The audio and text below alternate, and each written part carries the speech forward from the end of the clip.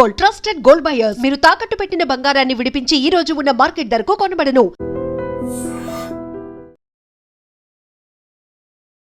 నమస్తే, welcome to I dream talking point with కవిత.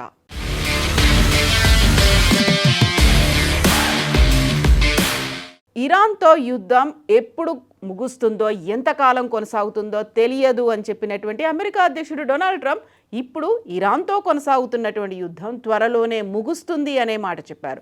ప్రస్తుతం ఉన్నటువంటి పరిస్థితులను పరిశీలిస్తే యుద్ధం దాదాపుగా ముగిసినట్టే కనిపిస్తోంది అని వ్యాఖ్యానించారు. అయితే ఇంకా పూర్తి స్థాయిలో పరిష్కారం కోసం చర్చలు కొనసాగాల్సి ఉందని స్పష్టం చేశారు.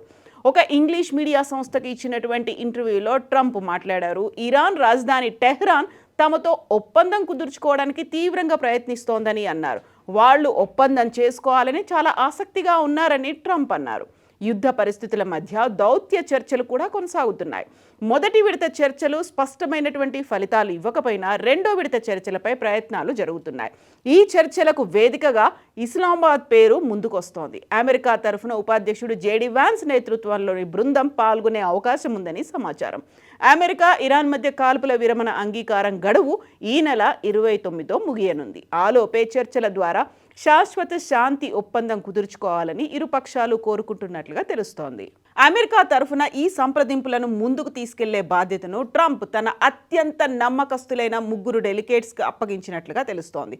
అందులో ఒకరు వైస్ ప్రెసిడెంట్ జేడీ వాన్స్ అయితే ఇంకొకరు ట్రంప్ ప్రత్యేక ప్రతినిధి స్టీవ్ విట్కాఫ్, మూడో వ్యక్తి ఆయన అల్లుడు జారెడ్ కుష్నర్ ఈ బృందంలో ఉన్నట్టుగా సమాచారం. 2 రోజుల్లో చర్చలు ఉండొచ్చని వార్తలు వస్తున్నప్పటికీ అధికారికంగా తేదీలు ఖరారు కాలేదు. అయితే చర్చలు అధికారికంగా ప్రారంభం కావడానికి ముందే జేడీ వాన్స్ నేతృత్వంలోని బృందం మధ్యవర్తుల ద్వారా ఇరాన్తో మాట్లాడుతున్నట్లుగా తెలుస్తోంది.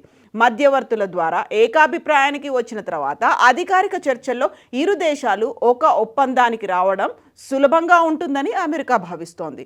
రెండో విడత చర్చలు మొదట యూరోప్లో స్విట్జర్లాండ్లో జరుగుతాయని అందరూ భావించారు. కానీ ట్రంప్ మరోసారి ఇస్లామాబాద్నే ఎంచుకోవడం వెనుక ఒక ముఖ్యమైన కారణం ఉంది అనేటువంటి విశ్లేషణలు వినిపిస్తున్నాయి. Pakistan army chief field marshal general Asif మునీర్పై ట్రంప్కు ఉన్న నమ్మకమే దీనికి ప్రధాన కారణంగా తెలుస్తోంది.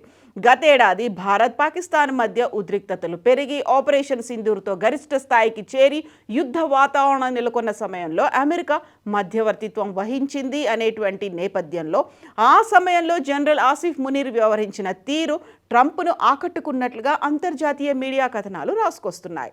ఇక అమెరికా చేపట్టిన సైనిక చర్యలపై మాట్లాడారు ట్రంప్. తమ దాడులు ఇరాన్పై తీవ్ర ప్రభావం చూపాయని అన్నారు. ముఖ్యంగా ఇజ్రాయెల్తో కలిసి చేసిన ఆపరేషన్ల వల్ల ఇరాన్లో మౌలిక వసతులకు భారీ నష్టం జరిగిందని చెప్పారు. ప్రస్తుతం అక్కడ పరిస్థితులు చూస్తే పునర్నిర్మాణానికి దాదాపుగా 20 ఏళ్లు పట్టొచ్చు అనేటువంటి ఒక అంచనా వేశారు డొనాల్డ్ ట్రంప్. ట్రంప్ వ్యాఖ్యల ప్రకారం అమెరికా జోక్యం లేకపోతే ఇరాన్ ఇప్పటికే అణ్వాయుధాలను సిద్ధం చేసుకునేదని ఆరోపించారు. ఒకవేళ వాళ్ళు కనుక జోక్యం చేసుకోకపోతే పరిస్థితి పూర్తిగా మారిపోయేది అనేటువంటి మాట అన్నారు డొనాల్డ్ ట్రంప్. మేము ఆపకపోతే ఇప్పుడు వాళ్ళ దగ్గర అణ్వాయుధం ఉండేది, అప్పుడు పరిస్థితి పూర్తిగా మారిపోయేది అని ట్రంప్ అన్నారు. అదే మాటని జర్నలిస్టులను ఉద్దేశించి కూడా మాట్లాడారు. వాళ్ళ వద్ద అణ్వాయుధం ఉంటే మీరు వాళ్ళను సార్ అని పిలవాల్సి వచ్చేది అంటూ డొనాల్డ్ ట్రంప్ వ్యాఖ్యానించారు. ఆ వ్యాఖ్యలు అంతర్జాతీయ వర్గాల్లో ఇప్పుడు చర్చకు దారితీశాయి. ఇరాన్ అమెరికా శాంతి చర్చల్లో ప్రధానంగా అడ్డంకిగా మారిన అంశం యురేనియం శుద్ధి. ఈ అంశం వల్ల మొదటి విడత చర్చలు విఫలమయ్యాయి. ఇరాన్ తన యురేనియం శుద్ధి ప్రక్రియను కనీసం 20 ఏళ్ల పాటు నిలిపివేయాలని అమెరికా ప్రతిపాదించింది. వాస్తవానికి ఈ ప్రతిపాదన ట్రంప్కు కూడా నచ్చలేదు అనేటువంటి వార్తలు వస్తున్నాయి. ఇరాన్ అస్సలు అణ్వాయుధాలను తయారు చేయకూడదని తాను అంటుంటే 20 ఏళ్ల గడువు ఇవ్వడంపై ఆయన అసంతృప్తితో ఉన్నారు అనేటువంటి వార్తలు వస్తున్నాయి.